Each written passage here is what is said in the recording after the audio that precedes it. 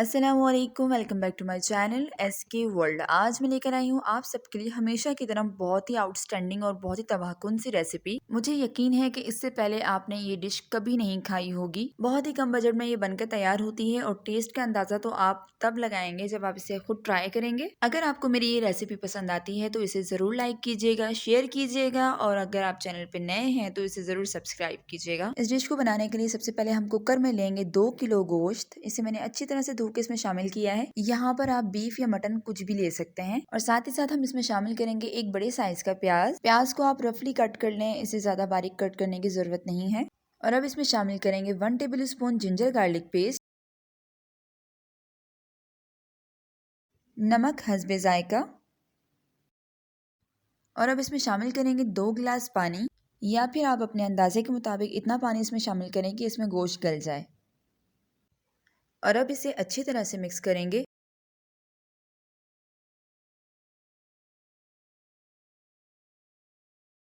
इसे मिक्स करने के बाद अब हम लिड लगा देंगे। तकरीबन इसे 15 मिनट हम पकने देंगे।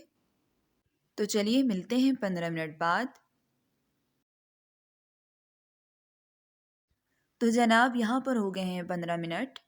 तो 15 मिनट बाद आप देखिए गोश्त की कंडीशन कि ये बिल्कुल पक चुका है और जितना हमने पानी डाला था वो बिल्कुल कम हो गया है। आपको जो ये पानी नज़र आ रहा है ये आपने बिल्कुल भी ज़ाया नहीं करना है, इसको साइड पे निकाल के रख देना है।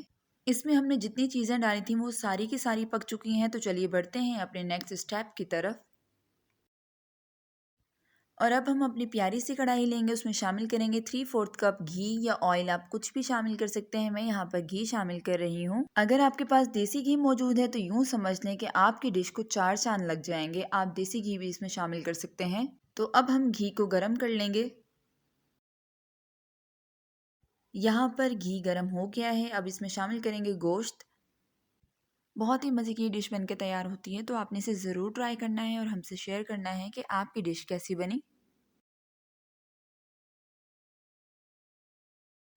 तो यहाँ पर सारा का सारा हमने बीफ इसमें शामिल कर लेना है और जो उसका पानी था वो भी इसमें हम शामिल कर लेंगे। अगर आपके पास ज़्यादा पानी बच जाता है तो आप इसमें थोड़ा थोड़ा करके पानी ऐड करते जाएं और इसे फ्राई करते जाएं। जब ज़रूरत लगे तो आप इसमें पानी शामिल कर सकते हैं।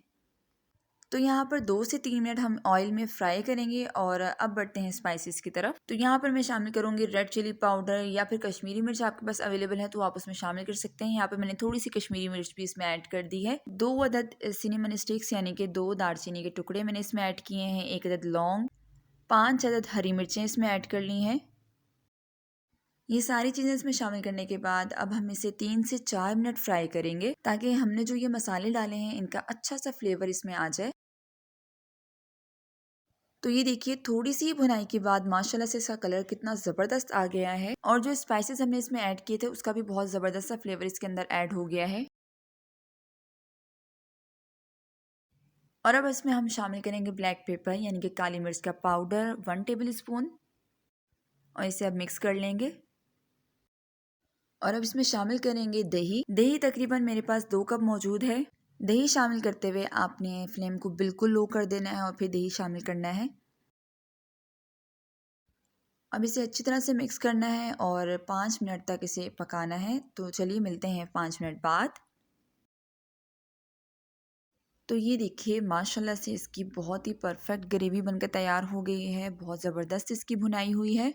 ऑयल भी सेपरेट हो गया है और बहुत ही क्रीमी ये बनके तैयार हुई है। इसके लुक्स तो आपके सामने हैं और इसका टेस्ट का अंदाज़ा आप तभी जान पाएंगे जब आप इसे खुद बनाएंगे। तो चलिए बढ़ते हैं इसके फाइनल लुक्स की तरफ।